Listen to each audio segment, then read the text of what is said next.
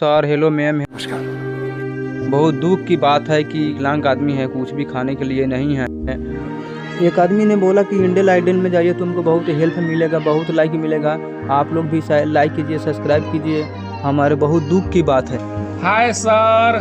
हाय, क्या नाम है भाई आपका? सर मेरा नाम सावन रैन एक्टर है सर। कहाँ से आप? सर हम बिहार के पूर्वी चंपारण जिले से हैं सर। क्या बताएं सर, मैं क्या बताऊं सर अपनी मजबूरी सर। हम लोग दो भाई हैं सर। एक भाई मेरा विकलांग है सर, यानी कि दिव्यांग है सर, और हम हैं सर। और मेरे माता पिता भी है सर घर पर सर। हमारा माता पिता सर किसान है सर, काम करते हैं खेतों में सर, किसी और का खेत लेकर सर काम करते हैं, उसमें हम लोग भी काम करते थे। और मेरा जो विकलांग भाई वो तो काम करता नहीं है, वो घर पर रहता है सर। तो फिर मेरा पापा जी बोला कि अरे तुम इतना अच्छा गाना गाते हो, क्यों नहीं तुम इंडियन आइडल में जाकर तुम थोड़ा ट्राई करते।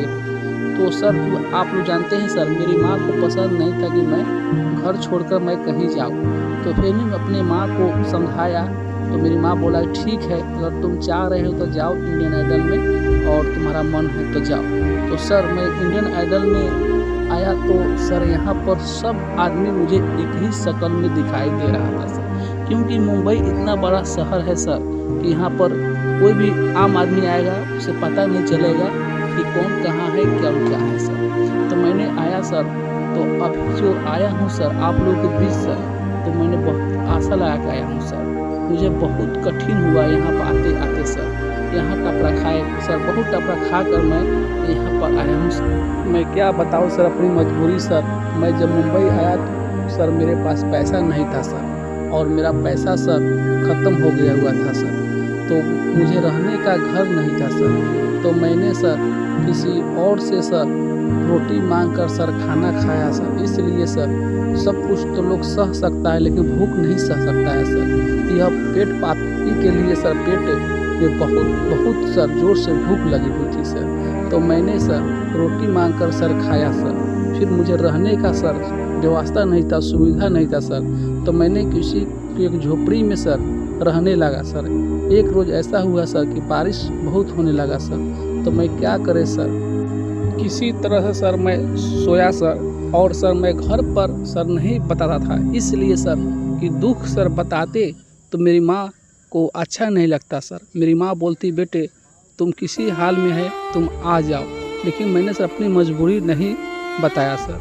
मेरी माँ बोलती थी, पापा बोलते थे, तो मैं बोलता था बहुत अच्छा हूँ और बहुत जल्द मैं ऑडिशन देने जाऊँगा और बहुत जल्दी मैं इंडियन आइडल में सिलेक्ट हो जाऊँगा।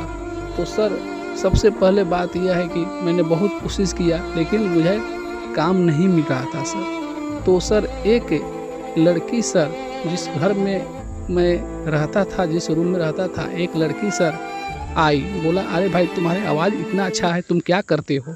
तो मैंने उसे पूरा सर बात बताया। तो लड़की बोली ठीक है, घबराने की कोई बात नहीं है, मैं इंडियन आइडल में तुमको ज़रूर ले जाऊंगा, इसलिए कि तुम्हारे जैसे आदमी को मौका मिलता है सर। वो लड़की सर एड्रेस दी, बोली कि यही नंबर से तुम मेरे पास आ जाना। तो सर मैंने उस एड्रेस पर सर उसका घर पर गया, और वह बोला कि मैं एक ही शर्त पर मैं तुमको काम दूंगा या तुमको मैं बुला कर ले जाऊंगा। तो मैंने बोला कि बोलिए मैडम तुम क्या शर्त है तुम्हारा?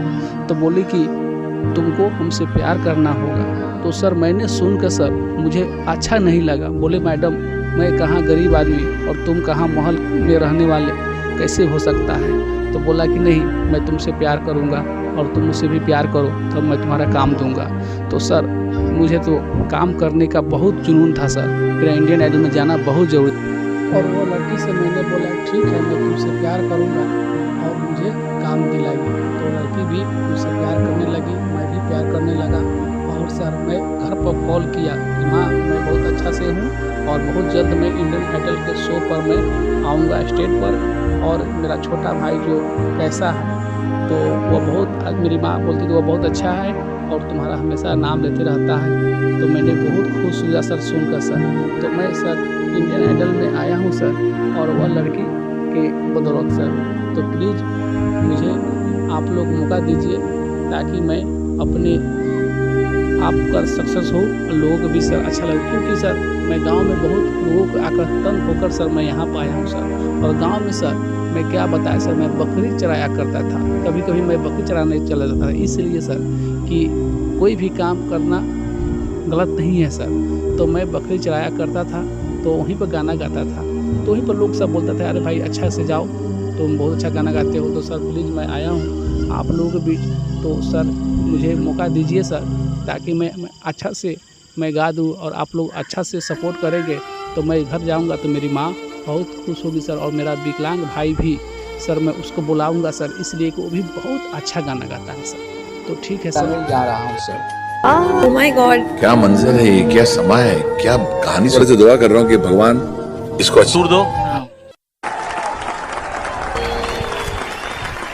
ऐसा इतना अच्छा कैसे गा सकता है। मुझे ना सच में ऐसा लगता है कि जब मैं ऐसे रियलिटी शोज पे आती हूँ, इतना टैलेंट देखते हैं हम, और आप तो मतलब मैं कुछ बोल नहीं सकती हूँ, I don't think I am capable. ये संगीत कहाँ सीखा, कैसे सीखा, कौन सी गलियों में, क्या तुम्हारी आवाज में प्यूरिटी है, क्या सादगी है, क्या मासूमियत है, कुछ ऐसी झलकी है तुम्हारी आवाज में जो इस हिंदुस्तान को हिला देंगी। और मैं, मेरा दावा है, कौन इंडियन आइडल बनेगा पता नहीं, लेकिन इंडियन आइडल 11 तो बन चुका है तुम्हारी आवाज।